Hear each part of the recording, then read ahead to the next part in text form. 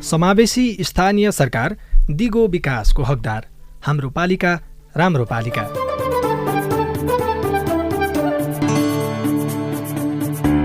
नमस्कार, रेडियो कार्यक्रम हाम्रो पालिकामा तपाईंलाई स्वागत छ। म उषा तामाङ अनि म अविनाश आचार्य।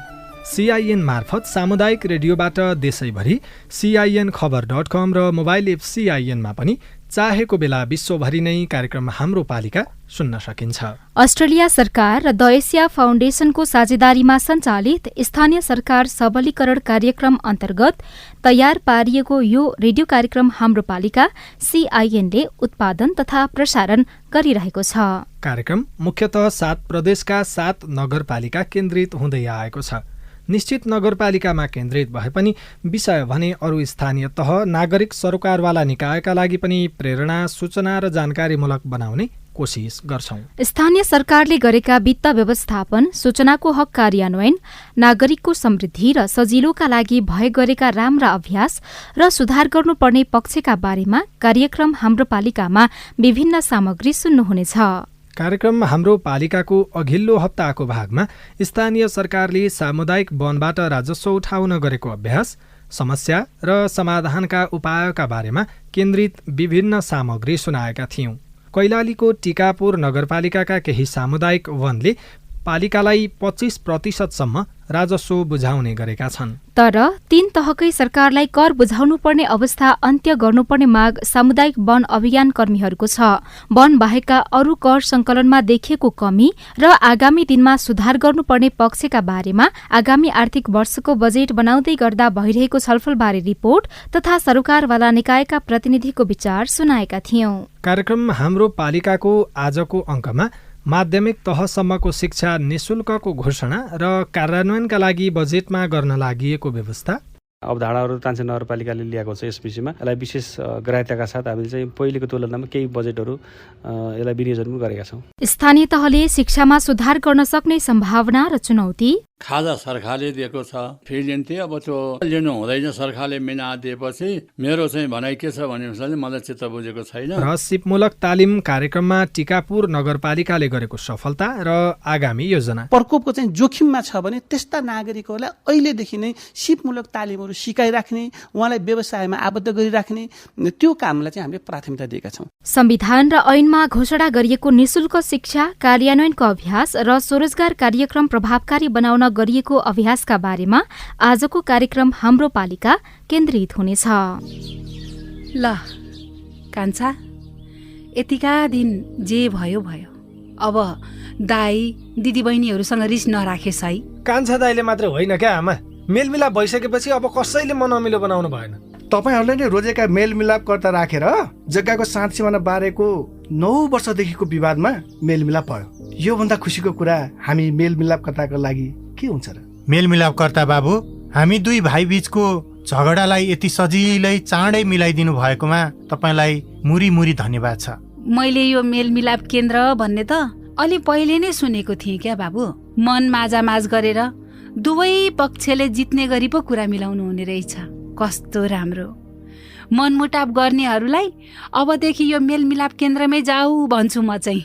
सुन्नुहोस् न आमा, सरकारी, सामुदायिक र सार्वजनिक बाहेक जग्गा सम्बन्धी विवाद, गाली बेइज्जती, लुटपिट सहित विभिन्न 11 प्रकारका विवाद हरेक वडामा रहेका मेलमिलाप केन्द्रबाट मिलापत्र गराउन सकिन्छ नि आमा। आहा, कस्तो राम्रो। अनि हरेक वडामा यस्ता मेलमिलाप केन्द्र छन् त बाबु? छन् नि आमा, किन नहुनु। कुनै कुनै वडामा 2 वा त्यसभन्दा धेरै पनि छन्। विवादका पक्ष र विपक्षका व्यक्तिले चाहेको मेलमिलाप केन्द्रबाट निकास खोज्न सकिन्छ। वडाको मेलमिलाप केन्द्रबाट विवाद समाधान भएन भने नि आमा, हजुर, पालिकाको न्यायिक समितिले पनि विवाद समाधानका लागि छलफल गराउन सक्छ। आहा, यति भएपछि त गाउँघरको झगडा गाउँमै हाँसी खुसीका साथ मिल्ने भइहाल्यो नि, होइन त? हो नि आमा। अस्ट्रेलिया सरकार र द एसिया फाउन्डेसनको साझेदारीमा सञ्चालित स्थानीय सरकार सबलीकरण कार्यक्रम र अकोराब नेपाल। आगामी आर्थिक वर्ष 2080-81 का लागि बजेट ल्याउन स्थानीय सरकारले अन्तिम तयारी गरिरहेका छन्। कार्यतालिका अनुसार बजेट अर्थात् राजस्व, व्यय तथा वित्तीय व्यवस्था तथा वार्षिक विकास कार्यक्रमको प्रस्ताव जेठ मसान्तभित्रमा बजेट तथा कार्यक्रम तर्जुमा समितिले तयार पारिसक्नुपर्छ। नेपालको संविधान, स्थानीय सरकार सञ्चालन ऐन 2074 र अनिवार्य तथा निशुल्क शिक्षा सम्बन्धी ऐन 2075ले प्राथमिक तथा माध्यमिक शिक्षाका क्षेत्रमा स्थानीय तहलाई महत्वपूर्ण अधिकार तथा जिम्मेवारी दिएको छ।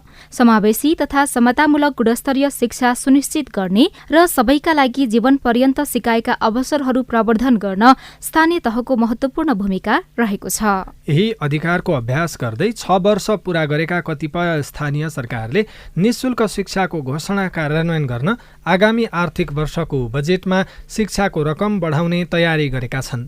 कतिपयले भने बढाउन सक्ने अवस्था नरहेको बताउँदै आएका छन्। तर निजी विद्यालयहरू तथा शैक्षिक सुविधाहरू, शैक्षिक परामर्श सेवाका स्वीकृति तथा नियमन सम्बन्धमा दर्ता तथा नियमन एवं अनुगमन, विद्यार्थीहरूको प्रोत्साहन तथा छात्रवृत्तिको व्यवस्थापन, स्थानीय पुस्तकालय तथा अध्ययन कोठाहरूको सञ्चालन तथा व्यवस्थापनको काम भने पालिकाले गर्दै आएका छन्।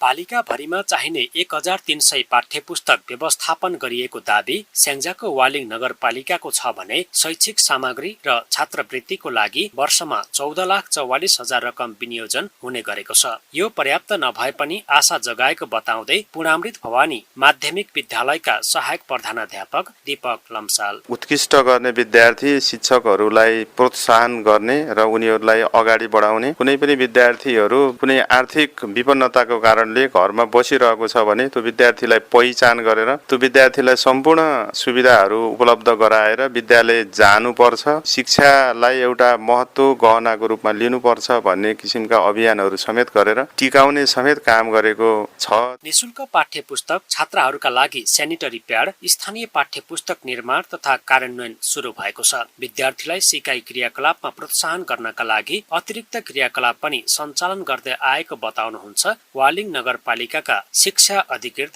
दुर्गा कुमारी नेउपाने। कक्षा 1-5 को स्थानीय पाठ्यक्रम निर्माण अनि पाठ्यपुस्तक पनि तयार गरेर कार्यान्वयनमा लैसकेको छ भने कक्षा 6-8 को स्थानीय पाठ्यक्रमको मस्यौदा तयार गरेर छलफल पनि गरिसकेर अब अन्तिम टुङ्गो दिने तयारीमा छ। आगामी बजेटमा विद्यालय शिक्षाको गुणस्तरलाई वृद्धि गर्नको लागि स्थानीय तहले नमुना विद्यालयहरू छनौट गर्ने र त्यसको लागि थप बजेटको व्यवस्था गर्ने र विद्यार्थीको लागि पनि विशेष कार्यक्रम लैजाने, उत्कृष्ट विद्यार्थी पहिचान गर्ने, शैक्षिक मेला प्रदर्शनी गर्ने अनि शिक्षकको लागि तालिमको व्यवस्था, विद्यार्थीको लागि विभिन्न अतिरिक्त क्रियाकलाप गर्ने व्यवस्था छ। सैद्धान्तिक ज्ञान मात्रै नभई प्रयोगात्मक र प्रविधि मैत्री शिक्षण सिकाइ क्रियाकलाप प्रति अभिप्रेरित गर्न नगरका सबै 72 वटा सामुदायिक विद्यालयमा कम्प्युटर र इन्टरनेट जडान गरिएको छ। नगरपालिकामा स्थापना भएको इनोभेसन ल्याबलाई प्रयोगमा ल्याउने र विद्यार्थीलाई नयाँ नयाँ खोज तथा अनुसन्धानतर्फ आकर्षित गर्न आगामी नीति तथा कार्यक्रम मार्फत थप बजेट ल्याउने तयारी गरिएको छ।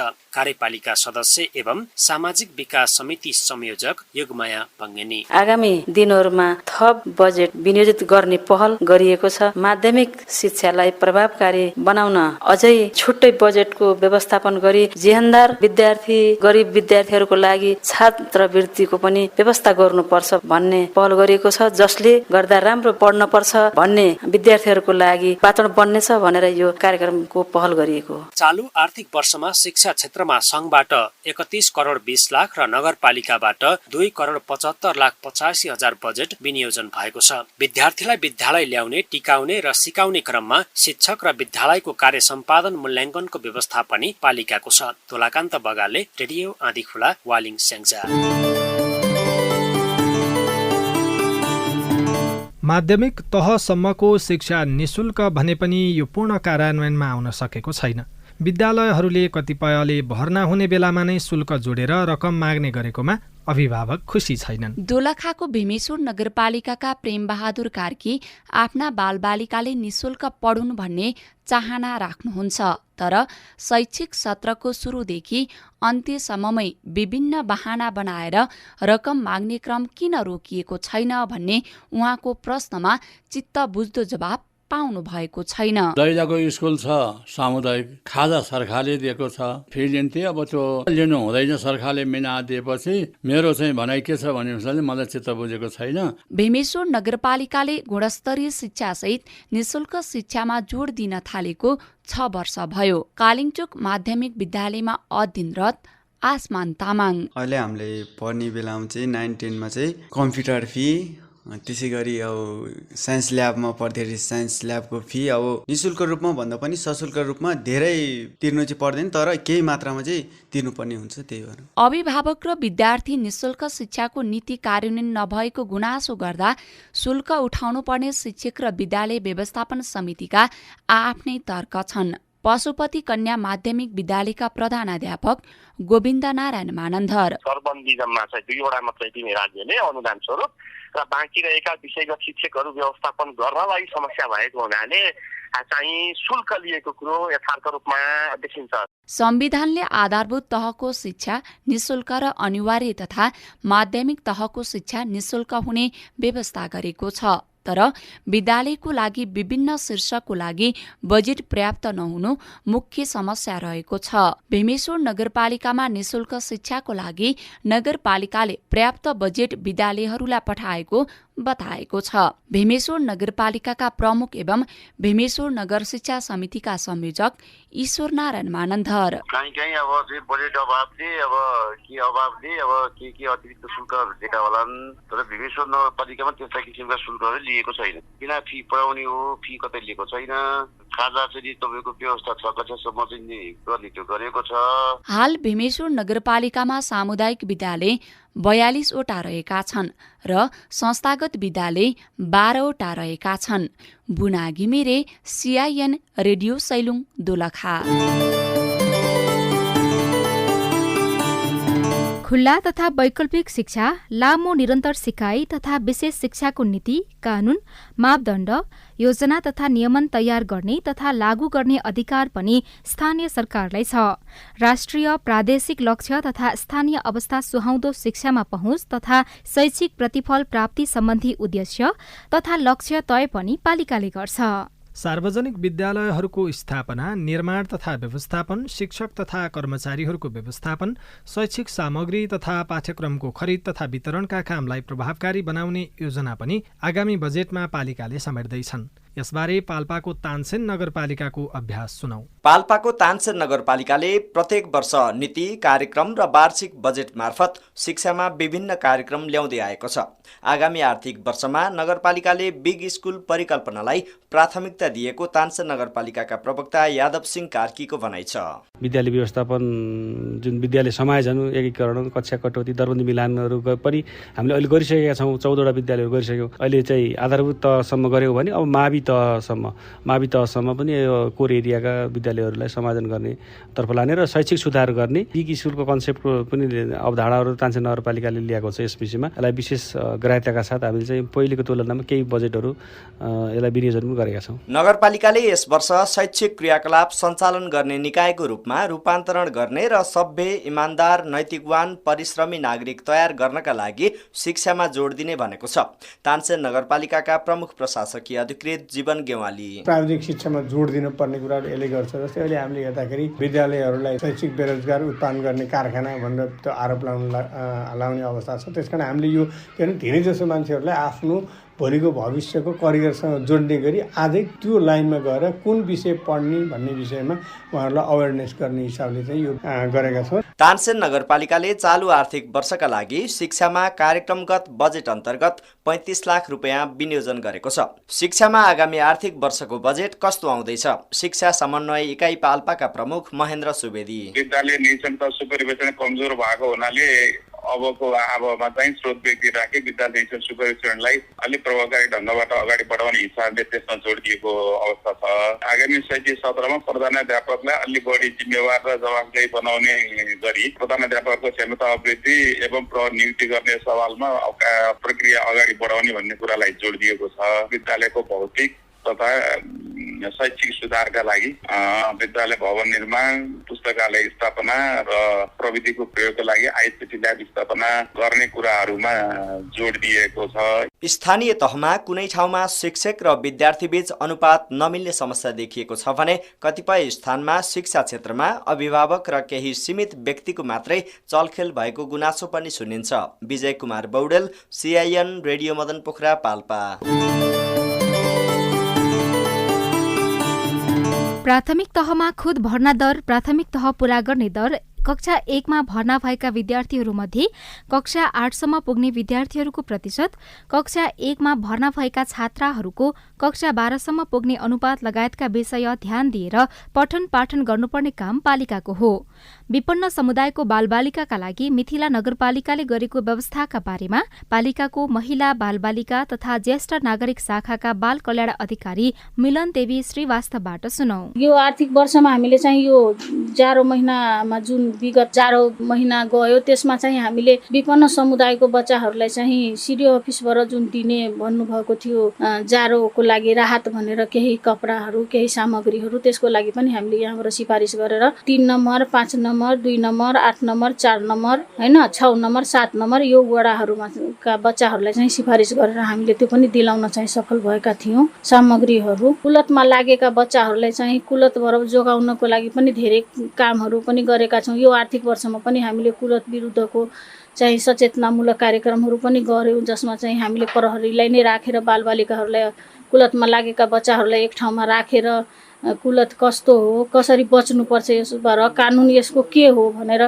त्यसको बारेमा सचेतनामूलक कार्यक्रमहरू पनि हामीले गरेका थियौं। यो विगत हामीले 5-6 वर्षदेखि गर्दै आएको, निरन्तर नै गर्दै आएको प्रयास पनि हो। कुलतमा लाग्ने भएकोले धेरै चाहिँ बाल श्रममा लागेको बच्चाहरू पनि पाइएको छ।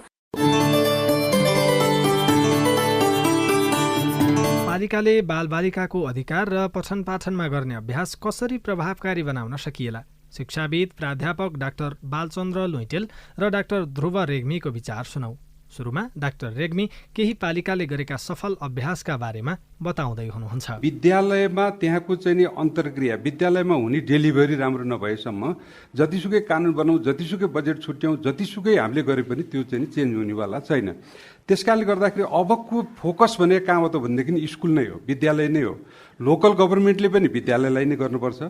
विद्यालयमै चाहिँ टिचरहरूको एकाउन्टेबिलिटी हुनु पर्यो, टिचरहरूको क्वालिटी, टिचरहरूको ट्रेनिङ, उनीहरूको डेलिभरी, विद्यार्थीको बहुआयामिक पाटोको चाहिँ नि त्यहीँ स्टडी पनि चाहिँ हुनुपर्छ।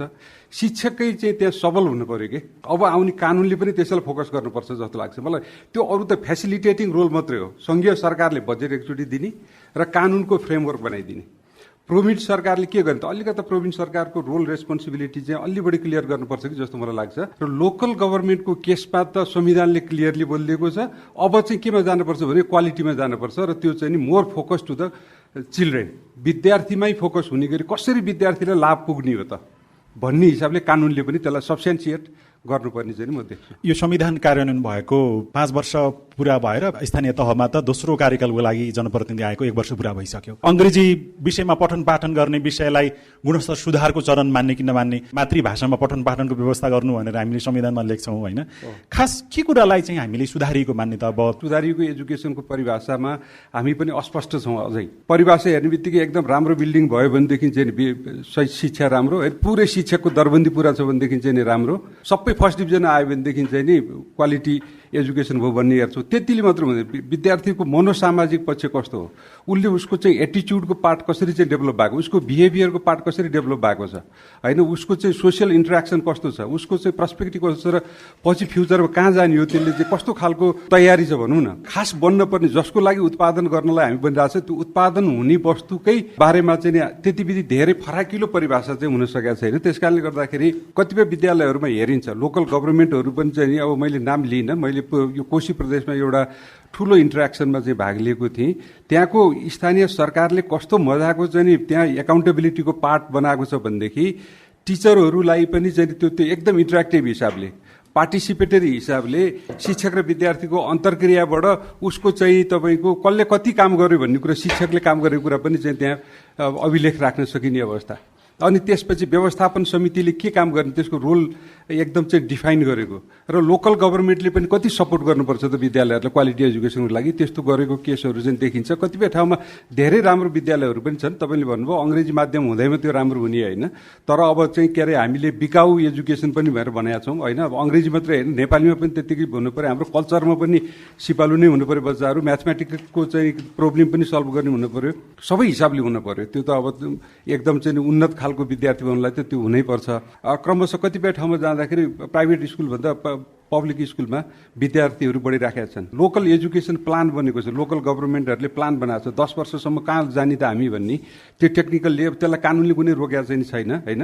10 वर्ष कहाँ जाने त हाम्रो अहिलेको गुणस्तर यहाँ छ, कहाँ पुऱ्यो भने त। जस्तो मैले अर्को पनि जोड्न खोजेँ, पालिकाभरिमा 300 शिक्षक चाहिँ चाहिँदो रहेछ। उहाँहरूले के गर्नुभएछ त भनेदेखि 12 कक्षा पढेर बसेको बच्चाहरूलाई उनीहरूलाई चाहिँ सबैलाई भोलिन्टियर बनाउनु भयो, स्वयंसेवक बनाएर त्यो जहाँ जहाँ टिचरहरू छैन मोबिलाइज गर्नुभयो। 4-5 महिना त रिजल्ट हुन लाग्छ नि, 5-7 महिना त उनीहरूलाई त्यो रोटेसनमा त्यसो गर्नुभयो। युनिभर्सिटीबाट त्यहाँ आएर चाहिँ बसिरहेको बच्चाहरूलाई हाई माध्यमिक तहमा पढाउनलाई चाहिँ उहाँले प्रोत्साहन गर्नुभयो।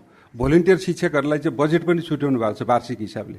अब त्यसो गर्दाखेरि जुन कुरा चाहिँ अरू पालिकाले पनि सिक्न सकिन्छ। जस्तो चाहिँ ट्रेनिङको कुराकानी गर्नुहुन्छ भने एकदम माइनर ट्रेनिङ, टिचरहरूको चाहिँ नेटवर्क बनाएको छ, साइन्स टिचरहरूको छ, म्याथमेटिक्स टिचरहरूको नेटवर्क छ, त्यहाँ बेस्ट प्र्याक्टिसहरू सेयर गर्ने क्रममा एउटा पालिकाको कुरा चाहिँ त्यस्तो सुन्न पाइयो हेर्नुहोस् होइन।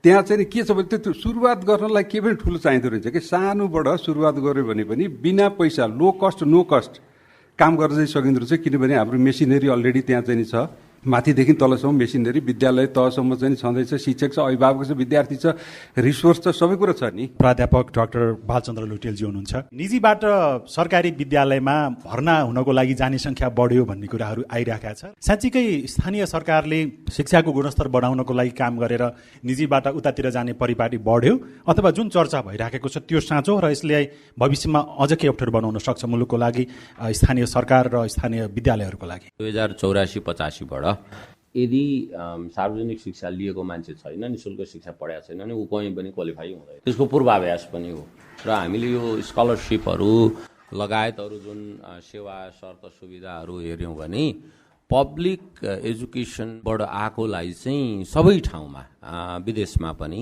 त्यसलाई राम्रो मानिन्छ। शिक्षा भनेको आफैमा एउटा पब्लिक चाहिँ नि गुड हो भनेर मानिन्छ क्या। भनेको तपाईँलाई मैले केही सिकाउनु भनेको अब त्यसमा कस्ट इन्भल्भ हुन्छ, कस्ट कसले तिर्दिन्छ त्यो अर्कै कुरा हो, तर त्यो चाहिँ पब्लिकली अभाइलेबल हुनुपर्छ भनिन्छ शिक्षाको सामान्यतया सिद्धान्त। त्यसमा पनि विद्यालय शिक्षा चाहिँ पब्लिक गुड हो। उच्च शिक्षामा कस्ट इन्भल्भ हुन्छ, कस्ट चाहिँ राज्यहरूले तिर्न सक्दैनन् किनभने राज्यको दायित्व चाहिँ नागरिकहरूलाई सुसूचित गर्ने खालको शिक्षा दिनु हो। त्यसले अब तेस्रो मुख्य कारण चाहिँ अघि मैले पहिलो कारण कल्चर भने, दोस्रो राजनीति भने, तेस्रो चाहिँ हाम्रो ब्युरोक्रेसी हो अनि ऊ परिवर्तन हुन पनि चाहन्छ।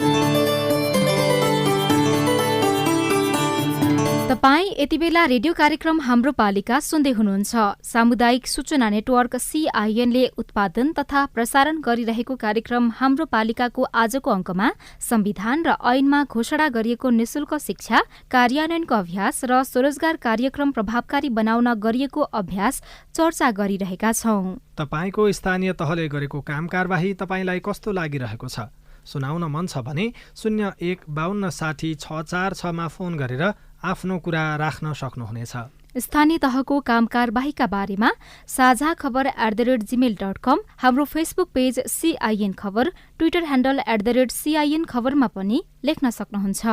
शिक्षापछि अब रोजगारी र सिपको कुरा। स्थानीय सरकार आएपछि पालिकावासीलाई स्वरोजगार र सिपको विकासका लागि करोडौं रकम खर्च भएको छ। हरेक वर्ष चल्ने यस्तो कार्यक्रम र प्रभाव के कति देखियो भन्ने बारेमा प्रश्न पनि उठ्ने गरेका छन्। सिप र रोजगार केन्द्रित कार्यक्रम कार्यान्वयनको अवस्था, उपलब्धि र सुधार गर्नुपर्ने पक्षका बारेमा पालिकावासीको प्रश्न लिएर हामी कैलालीको टिकापुर नगरपालिकामा पुगेका छौं। नगरपालिकाका आर्थिक विकास शाखा प्रमुख नन्द बहादुर केसीसँग गरिएको कुराकानी अब सुनौ। टिकापुरको चाहिँ नगर प्रोफाइल 2075लाई आधार मान्ने हो भने हामी कहाँ 16.93% भन्दा बढी घरधुरीका चाहिँ व्यक्तिहरू हामीसित त्यति बेला 18,620 घरधुरी मध्येमा करिब 3,152 घरधुरीका चाहिँ मानिसहरू चाहिँ यो ज्यालादारीमा आधारित हुनुहुन्छ कि उहाँ त्यो पनि मौसमी प्रकृतिको ज्यालादारी जसले गर्दा उहाँलाई वर्षभरि चाहिँ खाना लाउन पुग्दैन।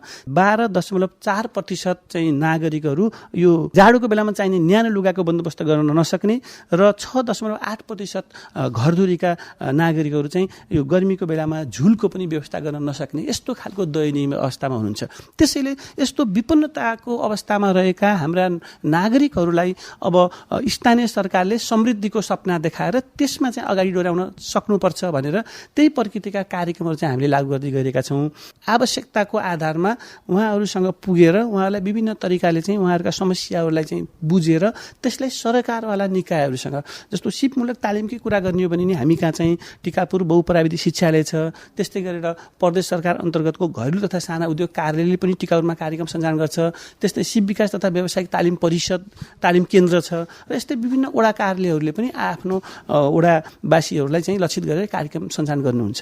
त्यस्तै आर्थिक विकास शाखासँग पनि विभिन्न खालको बजेटहरू हुन्छ। जोखिममा पर्न सक्ने परेका भन्ने लाग्छ भने चाहिँ त्यो प्राथमिकतामा अगाडि आउने भनेर तपाईँले कहीँ भन्नुभएको पनि मैले सुने। हजुर हो, हामीले चाहिँ टिकापुरमा कार्यक्रमहरू सञ्चालन गर्दा अब लक्षित वर्गको परिभाषालाई अलि व्यापक रूपमा परिभाषित गर्नुपर्छ कि हाम्रा परम्परागत ढङ्गबाट हामीले जुन लक्षित वर्ग भनिरहेको छौँ त्यतिले मात्र पुग्दैन कि भनेर केही यसलाई चाहिँ तालिमहरूमा खास गरी सहभागी छनौट गर्ने क्रममा प्राथमिकता प्रदान गर्ने सन्दर्भमा केही नयाँ वर्गलाई समावेश गर्न खोजिरहेका छौँ। विशेष गरी हाम्रो टिकापुर क्षेत्र भनेको वर्षेनी बाढीले चाहिँ सताउने क्षेत्र हो। बाढी र डुबानको चाहिँ यहाँ समस्या छ। त्यसैले हामीले चाहिँ कोरोना लगायत अन्य विगतमा आएका विपदजन्य घटनाले गर्दा गरिबीको अवस्थामा पुगेका नागरिक वा अहिले खाना लाउन पुगे तापनि भोलिको दिनमा बाढीको जोखिममा या अन्य कुनै विपदजन्य प्रकोपको चाहिँ जोखिममा छ भने त्यस्ता नागरिकहरूलाई अहिलेदेखि नै सिपमूलक तालिमहरू सिकाइराख्ने, उहाँलाई व्यवसायमा आबद्ध गरिराख्ने त्यो कामलाई चाहिँ हामीले प्राथमिकता दिएका छौँ। अपाङ्गता भएका दीर्घ रोगीहरू भएको व्यक्तिहरू वा उहाँहरूको परिवारहरू, विशेष गरी अपाङ्गता भएका व्यक्तिहरूले आफै कुनै व्यवसाय गर्न चाहनुहुन्छ सक्नुहुन्छ भने उहाँहरूको अपाङ्गताको प्रकृतिको आधारमा सक्ने खालको व्यवसायमा हामी प्राथमिकता दिन्छौँ या उहाँहरूको परिवारको चाहिँ सदस्यलाई चाहिँ हामी तालिमहरू सिकाउँछौँ जसले गर्दा परिवारको आय आर्जनमा वृद्धि होस् र त्यसले अपाङ्गता भएको व्यक्तिको जीवनयापनका लागि आवश्यक पर्ने सामग्री सुविधाहरू जुटाउन सहज होस्। म तपाईँलाई एउटा सानो अडियो सुनाउँछु। हामीलाई केही व्यक्तिहरूले राख्नुभएको गुनासो हो, यो सुनौँ, त्यसपछि फेरि हामी के छ भन्ने बारेमा कुराकानी गरौँ। चिनेको मान्छेको नाम निकालिदिन्छन्, नचिनेको मान्छेलाई चाहिँ अब दिन्नन् र नगरपालिकाको एउटा गल्ती पनि छ। अब कोही व्यवसाय गर्ने दिदी महिलाको नाम निस्किन्न, नगर्ने मान्छेको निस्किन्छ। टिकापुर नगरपालिकाले अनुगमन अब तालिम दिँदाखेरि चाहिँ अब जसको इच्छा छ तिनलाई दिने अनि व्यवसाय गरिरहेछौँ त्यही मान्छेलाई धेरै विशेषता दिने क्या। सबै आफ्नो मान्छेको मात्रै निकालिदिए, 1-2 घन्टा जति त्यो इन्टरभ्यूको लागि बस्यौँ कुर्यौँ, सब आफ्नो आफ्नो सर वार्ड अध्यक्षहरूलाई लिएर आएको थिए। तिनको नाम निस्क्यो, हाम्रो निस्केन। तिमीहरूको आर्थिक स्थिति कमजोर छ अरे, तिमीहरूको बुवा आमाले पढाउन सकेनन्, पसल कसरी राखिदिन्छन्, सिकेर के गर्छौ भनेर उल्टै ठर्काएर पठाइदिए। नाम निकाल्नु पर्ने अब आफ्नो मान्छेको मात्रै नाम निकाल्छन्। यसपालिको इन्टरभ्यूमा त्यो नाम टेट्टिकै निकालिदियो, मान्छेको नाम हेरेर मात्रै। अब पार्लरमा त्यसमा चाहिँ अब आर्थिक स्थिति कमजोर छ भन्यो। त्यो इन्टरभ्यूमा त त्यस्तो पनि भन्यो कि यो वार्ड 4 को लागि मात्रै छ, टिकापुरको लागि होइन कि पहिला नै भन्नुपर्ने यो वार्डको होइन 4 वार्डको मात्रै हो भनेर। अब फर्म चाहिँ सबैको लागि खुलायो, पछि गएर वार्ड 1 को होइन भनिदियो। त्यसमा चाहिँ फेरि 2-3 जनाको नाम चाहिँ हालेछ एकबाट। फ्रीमा आउँछ, टाइम पासको लागि मात्रै गइदिन्छन्। अब त्यहाँबाट आयो भने अब अरू जो चाहिन्छ नि, जसलाई रहर छ त्यही नै गरेर खाने, अब त्यही नै व्यवसाय बनाउने, उनीहरू वञ्चित भइहाल्छ नि त। घरको अवस्थाले गर्दा बाहिर जान पनि समस्या छ, अनि घरबाट अब पैसा हालेर सिक्ने पनि क्षमता छैन भने त्यस्ता दिदीबहिनीहरूलाई दिदी एकदम राम्रो हुन्छ नगरपालिकाले। तपाईँ के भन्न चाहनुहुन्छ यो सुनेर चाहिँ? महत्त्वपूर्ण हामीलाई चाहिँ यो पृष्ठपोषण प्राप्त भएको छ र हामीले सहभागी छनौट गर्दा जस्तो कतिपय वडाबाट सञ्चालन भएका तालिम हुनसक्छ, कतिपय अन्य विषयको शाखा या कतिपय यो आर्थिक विकास शाखाबाट पनि सञ्चालन भएको कार्यक्रममा यो गुनासो आएको हुनसक्छ। यो सबै सन्दर्भमा चाहिँ हामीलाई महत्त्वपूर्ण यो पृष्ठपोषण छ। सम्भवतः उहाँहरूले हामीलाई अहिले पनि सुन्दै हुनुहुन्छ, तपाईँको केही सन्देश छ? हामीहरू त्यस्तो लक्षित वर्गका व्यक्तिहरू अहिले पनि त्यस्तो छुट्नु भएको छैन। हामी जुनसुकै बेला पनि अहिले चाहिँ हामी उहाँलाई के अनुरोध गर्न चाहन्छौँ भने तालिमको सूचना निक्लिसकेपछि त्यो छोटो अवधिको लागि 7 दिन या 15 दिनको लागि सूचना निकालिएको हुन्छ र हामीले सूचना सम्प्रेषण गर्ने माध्यमहरूमा उहाँहरूको पहुँच नहुन सक्छ। त्यसैले अहिले हामीले हाम्रा जनप्रतिनिधिहरूलाई विशेष गरी वडामा रहनुभएका हाम्रा वडाका जनप्रतिनिधिज्यूहरू, वडा सचिवज्यूहरू र हाम्रो विषयका शाखा महिला बालबालिका शाखा लगायत चाहिँ शिक्षा शाखाकै कुरा गर्ने भने त्यहाँ पनि कुनै बालबालिकाको चाहिँ यो अत्यन्तै कमजोर आर्थिक अवस्थाले गर्दा विद्यालयबाट बाहिरिनुपर्ने अवस्था छ, पढाइलाई निरन्तर दिन नसक्ने अवस्था छ भने पनि त्यस्तो अभिभावकहरूलाई आर्थिक विकास शाखामा पठाइदिनु होला या उहाँहरूको नाम नम्बरहरू सम्पर्क नम्बर टिपिराख्नु होला ताकि भोलि तालिमका अवसरहरू आएको बेलामा त्यस्ता व्यक्तिलाई त्यहाँ पहिलो प्राथमिकता दिन सकियोस्, उहाँहरूलाई चाहिँ यो अवसरहरू प्राप्त हुँदैछ भन्ने जानकारी गराउन सकियोस् भनेर हामीले काम गरिरहेका छौँ। उहाँहरूको नाम ठेगाना फेला पर्यो भने चाहिँ भोलि प्रतीक्षाको सूचीमा अथवा फेरि पालिका चाहिँ सम्पर्कमा पुग्न सक्छ भन्ने ठान्नु पर्यो। पुग्नु पर्छ र पुग्न सक्छ र त्यसले गर्दा हामीलाई हाम्रा नागरिकहरूमा अझै यो समस्या रहेछ, यो माग रहेछ भन्ने कुरो हामीलाई चाहिँ पूर्व अनुमान गर्न सहज हुन्छ, जसले गर्दा हाम्रो चाहिँ जुन प्लानिङ प्रोसेसहरू छ या भनौँ हामीले चाहिँ आगामी दिनमा सञ्चालन गर्ने कार्यक्रमहरू छ त्यसमा चाहिँ उहाँहरूको आवश्यकतालाई सम्बोधन हुने गरी अगाडि बढाउन र कुनै गैर सरकारी संस्था वा सरकारवाला निकाय, सरकारी गैर सरकारी संस्थाहरू आउनुभयो समन्वय गर्न भने त्यो बेला यो ठाउँमा यस्तो खालको लक्षित वर्गका व्यक्तिहरू यो आवश्यकताको लागि चाहिँ पर्खिराख्नु भएको छ, उहाँको यो चाहिँ समस्या छ भनेर उहाँहरूलाई चाहिँ हामीले त्यो लक्षित वर्गसम्म पुर्याउन पनि सहज हुन्छ। स्थानीय सरकारले दिने तालिम र कार्यक्रमको आफ्नै मापदण्ड हुन्छ, तर त्यसमा पनि चिने जानेका मानिसले मात्रै स्थान पाउने गरेको गुनासो सुनिन्छ। आगामी दिनमा यसबारेमा पनि स्थानीय सरकारले ध्यान दिनुपर्ने देखिएको छ। पालिकाका कर्मचारीले भने एकै व्यक्तिले उस्तै प्रकृतिको सुविधा लिने क्रम रोक्नका लागि प्रयास भइरहेको बताउने गरेका छन्। नेपालको संविधान, स्थानीय सरकार सञ्चालन ऐन 2074 र अनिवार्य तथा निशुल्क शिक्षा सम्बन्धी ऐन 2075 ले प्राथमिक तथा माध्यमिक शिक्षाका क्षेत्रमा स्थानीय तहलाई सम्पूर्ण अधिकार तथा जिम्मेवारी दिएको छ।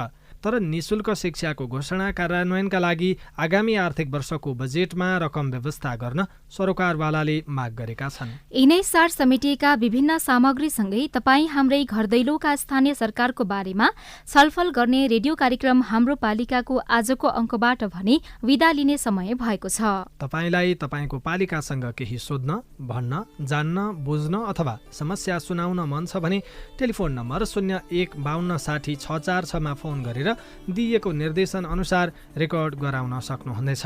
फेसबुक पेज CIN खबर, ट्विटर ह्यान्डल @CIN खबरमा पनि लेख्न सक्नुहुनेछ। प्राविधिक साथी सुभाष पन्तलाई धन्यवाद। रेडियो कार्यक्रम हाम्रो पालिकाको आजको अङ्कबाट सहकर्मी साथीहरू ईश्वर साउद, विजय बौडेल, बुना घिमिरे, विनोद महतो, तोलाकान्त बगाले सहित हामी सबै बिदा भयौं। नमस्कार।